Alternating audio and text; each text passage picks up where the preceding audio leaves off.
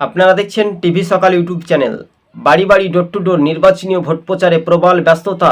বিরোধী দলনেতা শুভেন্দু অধিকারী নন্দীগ্রামের দাপট তা কিন্তু স্পষ্ট হয়ে গেল। নন্দীগ্রামে বিজেপির প্রার্থী শুভেন্দু অধিকারী তিনি আবারও ভবানীপুরে দুই জায়গা থেকে দাঁড়িয়ে কন্টেস্ট করে ফের তৃণমূলের প্রার্থী মুখ্যমন্ত্রীকে হারাবেন।